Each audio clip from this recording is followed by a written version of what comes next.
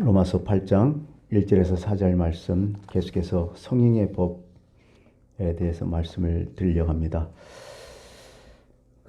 지난 시간에 그랬죠. 바울의 특별한 여러 가지 용어들이 있다고. 우리가 책을 읽어보면 책이 안 읽히는 경우가 있어요. 그것은 이해 못하는 경우는 거기에 쓰는 단어를 이해 못할 때는 이해가 안 돼요. 근데 단어들이 쉬우면 되게 빨리 이해돼요. 쉽게 이해돼요. 우리가 성경을 읽지만은 특히 바울 서신을 읽을 때는 바울이 사용했던 그 단어의 그 깊은 의도, 의미를 알으면 한마디 딱 하면 이렇게 되는데 그걸 모르면 이게 무슨 얘기여 도대체 왔다 갔다 하거든요. 그래서 우리는 지난 시간에 바울의 귀중한 용어, 오늘 1절에서 4절까지 바울이 사용했던 용어들이 있잖아요. 육신, 육체라든지 영이라든지 육신과 영 이게 비교하면서 사용했던 것, 아니면 율법과 성령의 법, 이런 얘기들을 좀 했는데요. 오늘은 좀 더 이제 말씀드리자면 다섯 번째라고 할 수 있죠. 그리스도 예수 안에 있는 얘기를 참 많이 해요. 사도 바울은 그리스도 예수 안에. 그냥 무슨 얘기인지 알겠지만은 이게 진정한 의미에서 그리스도 예수 안에가 뭐냐. 오늘 1절, 2절에 계속 반복해서 나와요. 그리스도 예수 안에 있는 자에게는 그리스도 안에, 헬라어는 엔 크리스토토. 이게 인이죠, 인. 영어로는 뭐뭐인 할 때는 뭐뭐 안에라 얘기하죠. 되게 소중한 영어죠. 우리는 어디에 있냐? 어디에 속했냐? 예수 안에 속했다. 소속을 얘기하는 거죠. 정확하게 얘기해서 그린 거죠. 소속이 되어 있지만은 그리스도 안에라는 뜻은 어떤 뜻이냐면 관계를 뜻하는 거예요. 관계 항상. 예수님과 어떤 관계에 있느냐? 예수님과 하나 됐느냐? 아니면 연합된 존재냐? 이런 얘기 썼잖아요. 그게 예수 안에 있다는 얘기야. 이게 우리가 예수 안에 있다는 것은 뭐냐? 예수님과 연합된 몸, 한 몸이 됐다. 내지는 그 어떤 존재다. 뭐 이런 얘기인데요. 가령 설명하자면 그렇죠. 비커에 컵에 소금과 물이 있단 말이죠. 근데 물에다가 소금을 탔어요. 근데 뭐가 없어질까요? 물이 없어져요? 소금이 없어져? 소금이 없어지잖아요. 그래, 소금이 분명 들어갔거든요. 처음에는 소금이 들어갔는데 가만히 보니까 물이 하나뿐이 없어. 한 몸 됐다는 거죠. 만약에 거기에 흰 돌을 집어넣었어요. 비커에. 물에다가 녹을까 안 녹을까요? 안에 들어갔죠. 분명히. 물 안에 흰 돌이 들어갔어요. 안 녹잖아요. 그것은 한 몸이 됐다고 성경은 얘기하지 않아요. 어떻게 보면 예수 믿는 게 그런 식으로 믿는 수가 많아요. 교회가 있지만은 교회에 들어왔어요. 근데 교회에 들어와서 또 나는 나야. 예수님하고 전혀 관계없어. 이런 사람이 많다는 거죠. 그리스도 안에 있다. 교회 안에 있다. 뭐 성령의 안에 있다 하지만은 내가 녹지 않고 없어지지 않으면 의미 없어요. 처음에는 어떻게 돼요? 물하고 소금하고 타면 물은 물인데 맛을 보면 뭐예요? 짠맛 나잖아요.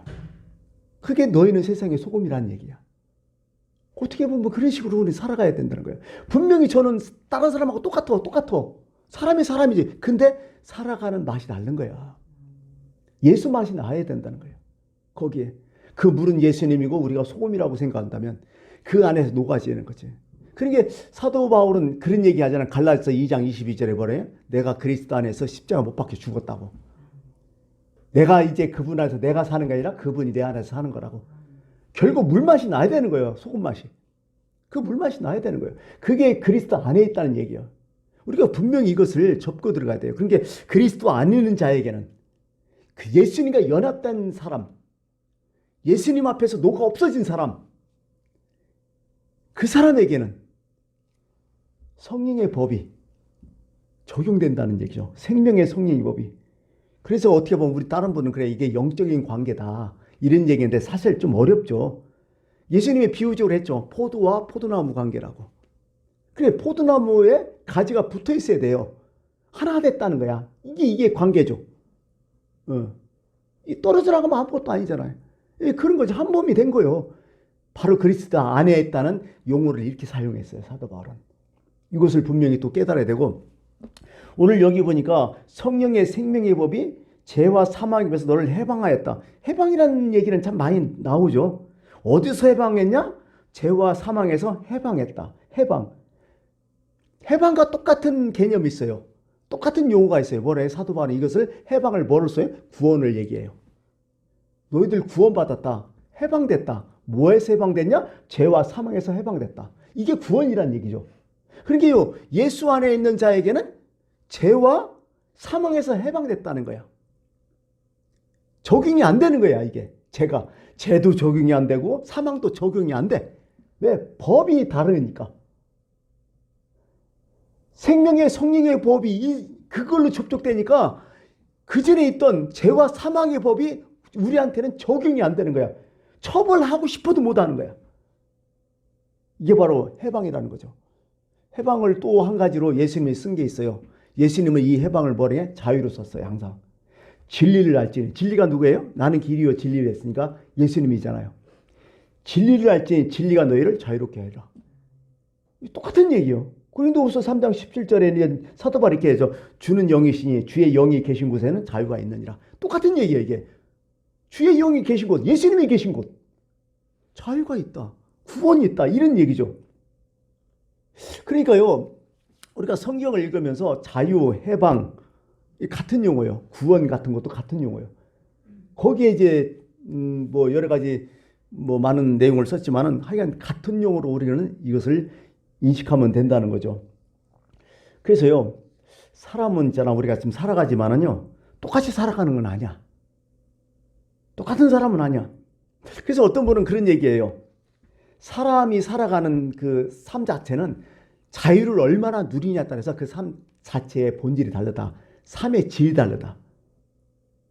여러분들은 자유를 얼마큼 갖고 있어요?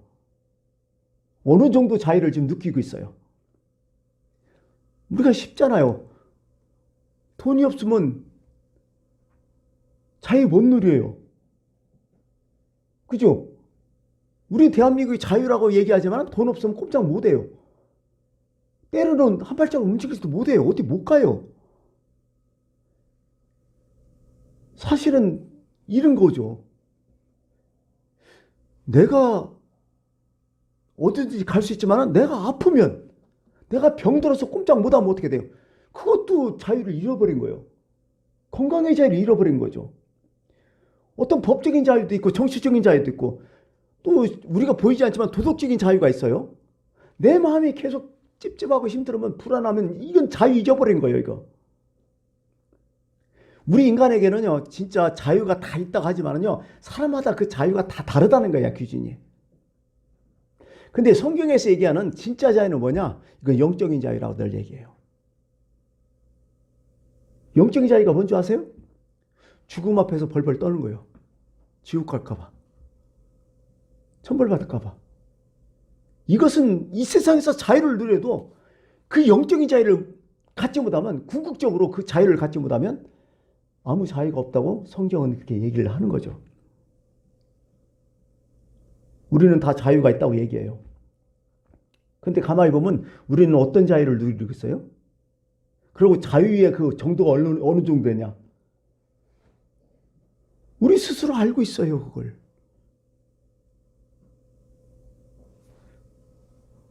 구원은 뭐냐? 이 세상과 영원한 세계의 완전한 자유를 얘기하는 거예요.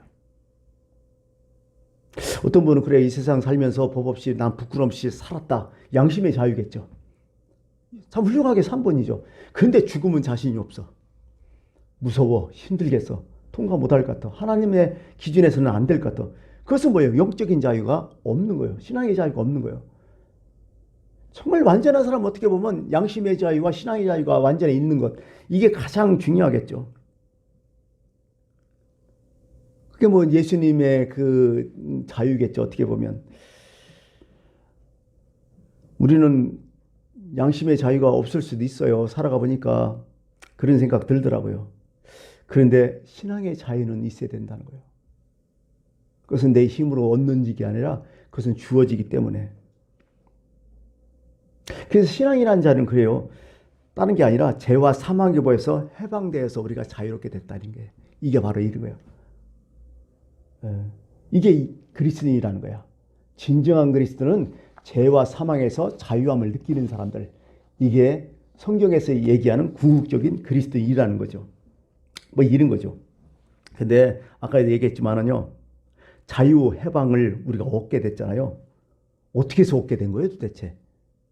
내가 막 노력해서 내 안에서 내가 수련해서 내가 막 힘들게 얻어서 이걸 얻었느냐? 아니면 나는 가만히 있는데 타의에 있어요. 외부에 의해서 내가 거저 얻었느냐? 이걸 성경은 또 얘기를 해주고 있는 거죠. 오늘 말씀에. 우리의 구원은 도대체 어떻게 얻어진 거예요? 내가 잘해서 얻어진 거예요? 성경은 아니라는 거예요. 절대로. 내가 잘해서 얻어진 게 아니라 타인에 의해서 얻어졌다.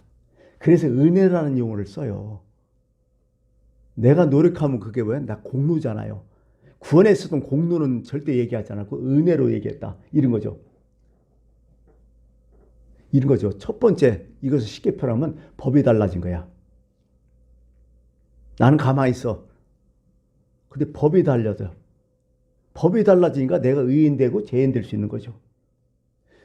우리나라 애국자들 생각하면 윤봉길, 안중근 의사 뭐 이런 분들 있잖아요. 일제강점기 때.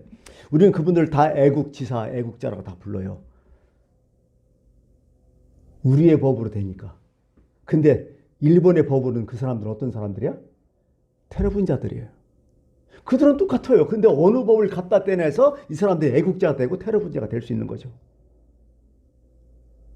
참 이게 관점과 어떤 적용의 차이가 이 세상에 너무나 다양해요. 우린 동남아시아를 어디라고 생각해요? 필리핀, 인도네시아, 태국, 버마, 미얀마, 뭐 그죠? 이런 데를 다 동남아시아라고 얘기하잖아요. 우린 그렇게 불러요. 근데 생각해봐요. 우리 어느 쪽에 있어 그들이? 서남아시아에 있지 않아요? 그죠? 중동을 어디라고 해요? 이란, 이라크, 시리아, 레바논, 요르단 이런 걸 다 중동이라고 하잖아요. 중동이라는 뜻은 뭐야? 동쪽의 중앙이라는 거예요. 근데 우리는 완전 서쪽이잖아. 기준이 어디요? 다 유럽 기준이에요. 우리 그렇게 부르잖아 지금도. 유럽 기준, 중동이라든지 동남아시아. 우리끼리 아무 의식 없이 불러요. 왜?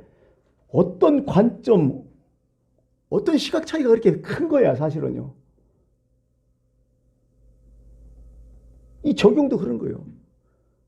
우리가 맨날 그런 상식으로 얘기하잖아. 신대륙 발견했다는데 그 누구 얘기예요 그게? 서양인들의 기준에서 그렇게 얘기하는 거예요.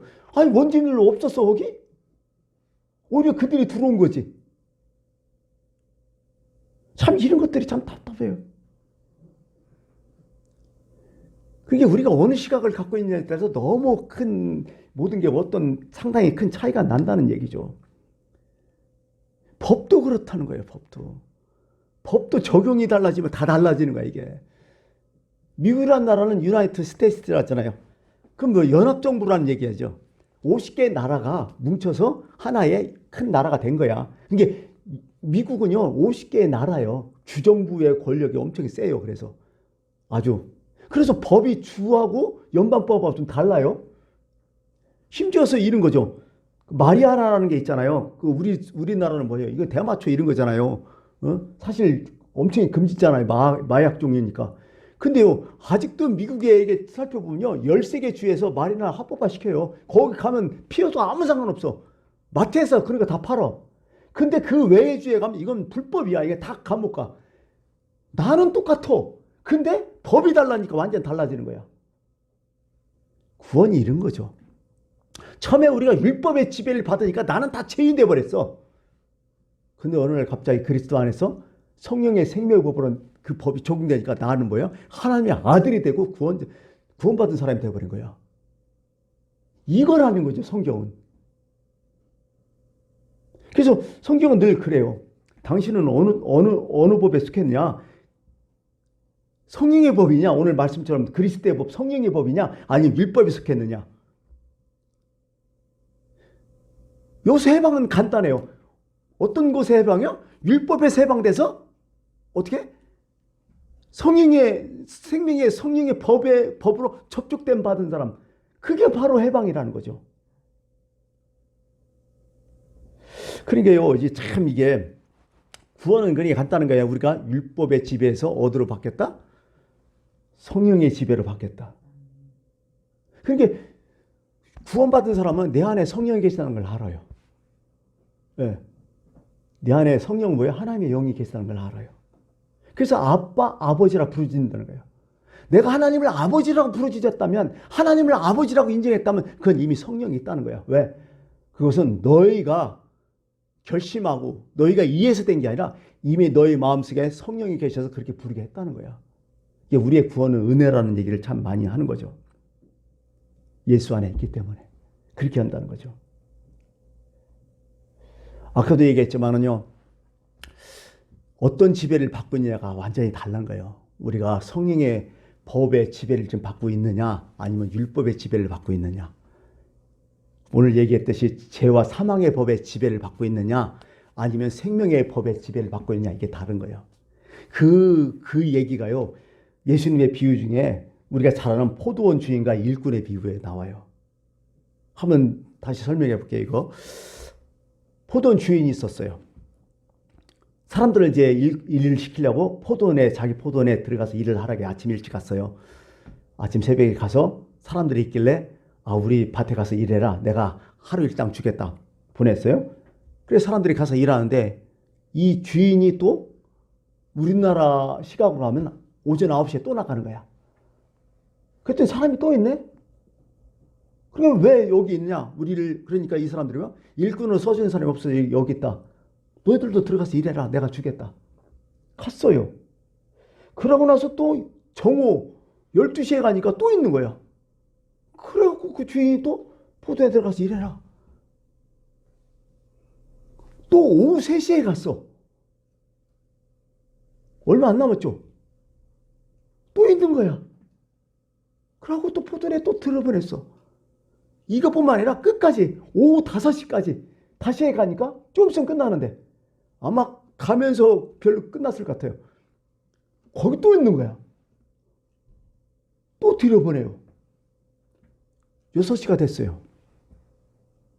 그래서 포도원 주인이 그랬죠. 먼저 온 사람부터 이제 임금을 주죠. 그래서 약속했잖아. 한 대량이면 일당.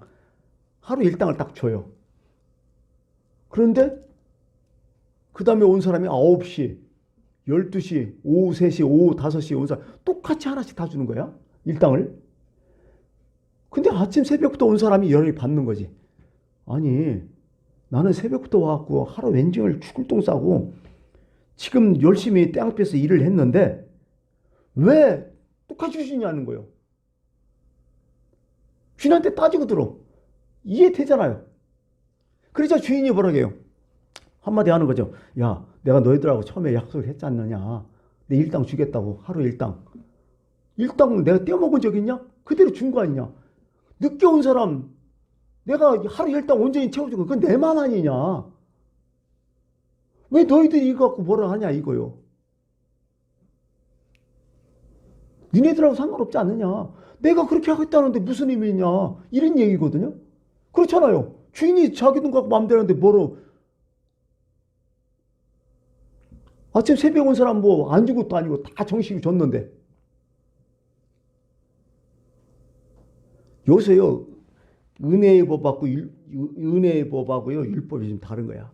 율법은요. 아침 새벽에 온 사람 그 있는 사람들이야. 어떻게 보면. 내 노력했잖느냐. 이렇게 수고했잖느냐. 그러니까 이 사람들은 뭐야? 주인에 대한 감사가 없어요. 전혀. 내 노력 내가 했기 때문에. 근데 이 주인은 그게 아니었죠. 주인은 어떻게 보면 은혜를 준 거야. 이 사람들, 늦게 온 사람들한테. 은혜의 사고를 갖고 있는 사람이야. 무슨 얘기야? 돈 주기 위해서 시킨 거예요, 일. 우리 상식적으로 생각해봐요. 오후 3시, 오후 5시에 부르겠어요? 손해인데? 근데 주인은 아니요. 이렇게 놀고 있잖아. 그 당시에 하루벌어 살아먹고 사는 그 세상에서 얼마나 힘들겠어. 얼마나 고통스럽겠어. 그러니까 이 포도원 주인이 아량이 있어갖고 은혜로운 사람이라 돈을 주기 위해서 일을 시켰다는 거죠. 이게 은혜라는 거예요. 이게 받는 사람 어떻게 생각해?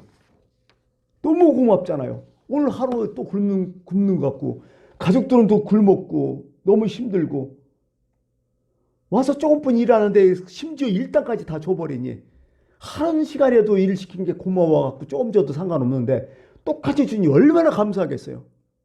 그게 은혜를 아는 사람들은요 감사할 수밖에 없는 거예요. 오늘 우리의 신앙도 그런 것 같아요. 정말 하나님의 은혜의 법에 접촉된 사람은요 하나님 앞에 감사할 수 없어요. 감사 안 할 수가 없어. 왜? 내가 누군지를 알잖아. 내가 어떤 사람, 내 새벽부터 내가 공로로 내가 열심히 벌어가고 하나님 나라 갈 수 없다는 거 알잖아 우리 스스로. 응? 어떻게 보면 사람마다 다 달라요. 9시에 온 사람 3시, 뭐 정오 5시 이게 다 다를 거예요.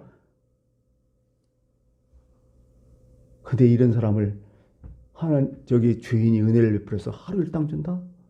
너무 감사하죠. 그래서 여러분들이 지금 신앙생활을 하고 있는데 어떤 마음이 드냐는 거예요. 신앙생활이. 내가 열심히 했기 때문에 하나님 은혜를 주는 거지 이렇게 생각하냐? 아니면 내가 열심히도 못하고 아무것도 아닌데 이 나 같은 이런 인간을 하나님께서 전적으로 은혜를 베풀어서 구원시켜 줬느냐? 그 생각이 신앙생활에서 엄청난 차이가 나는 거죠. 어떻게 하면 우리가 신앙생활을 더 열심히 못하고 정말 주님 앞에 더 헌신하지도 못하고 어떻게 하면 대충 신앙생활 하는 것 은혜의 법을 전혀 몰라서 그래요. 주인의 마음을 전혀 몰라서 그래요. 불평하잖아요. 한 달란트 받은 그냥 그 아침 새벽에 온 사람, 율법의 법에 적중한 사람은 왜? 내가 열심히 죽으라고 했다. 그죠? 그리고 또 한 가지 사람과 비교해 갖고 또 지적하잖아. 응? 나는 이렇게까지 했다. 너는 이렇게까지 했다고 말해요. 그것은 율법의 신앙이에요. 사실은요. 지금도 있어요. 은혜의 신앙을 가진 사람, 율법의 신앙 가진 사람 좀 다르다는 거죠. 도대체 여러분은 어떤 신앙이냐? 시간이 갔기 때문에 조금 더 한다면 마무리 지면서 그 전에 이제 이거에 대해서 어떤 책을 금방 까먹어서 책을 읽어보니까 여기서 그런 얘기를 하더라고요. 무슨 얘기냐? 자본주의가 뭐예요? 자본주의는 이런 거예요. 간단해. 내 능력만큼 얻는 거예요. 이게 자본주의거든요. 첫 번째 아침 일찍부터 온 사람은 자본주의 정신을 갖고 있는 사람이야. 사실은요. 나는 하루 종일 땡볕에서 일했는데 왜 똑같이 일당을 주느냐. 일을 더 많이 했으니 많이 더 줘야 된다. 왜? 그렇잖아. 자본주의에서는 내가 더 노력하고 내 수고했으니까 내 능력이 더 많으니까 돈을 덜 달라. 이렇게 생각하는 사람들은 지금도 자본주의야. 근데 또 공산주의는 어떤 사람이에요? 이렇게 생각하는 거죠. 일찍 온 사람이나 늦게 온 사람이나 똑같이 일당 주니까 이제 우리는 다음에 어떻게 온다? 늦게 오야지. 뭐더러 아침부터 일찍 가서 고생하면서 뭐더러 그렇게 일을 하냐. 어쩌고 똑같이 임금은 주는데? 그래가지고 늦게 와서 일하려고 하는 그런 정신을 가진 사람들이 공산주의야. 그래서 공산주의는 대부분 뭐야? 노동 생산성이 아주 나빠요. 그래서 공산주의 체계에 있는 사람도 그래서 못 사는 거야. 그런 게 있는 거죠. 그렇다면 우리 신앙인들은 뭐냐? 이런 마음이죠. 어떤 마음이에요? 우리 주인은 참 좋은 사람이구나. 남 사정 참 잘 알아주는구나. 우리 주인이 이러다가 너무 손해보면 어떡하냐. 이렇게 늦게 왔는데도 우리를 도와주려고 이렇게 하루 일당을 제대로 주니 오늘은 내가 늦게 와서 일을 했지만 내일은 내가 더 빨리 와서 내가 어제 못한 거 그 분량은 내가 채워야겠다. 우리 주인 손해 안 나게 내가 더 열심히 해야지. 이런 마음으로 살아가는 것들, 이게 바로 그리스도인이라는 거예요. 여러분, 우리는 물론 자본주의에 살아가요. 공산주의는 아니, 사회주의는 또 아니잖아요. 오늘 삶 가운데 우리가 어떻게 살아야 될 것을 삶으로서도 또 표현을 해야 되잖아요. 네, 그런 거죠.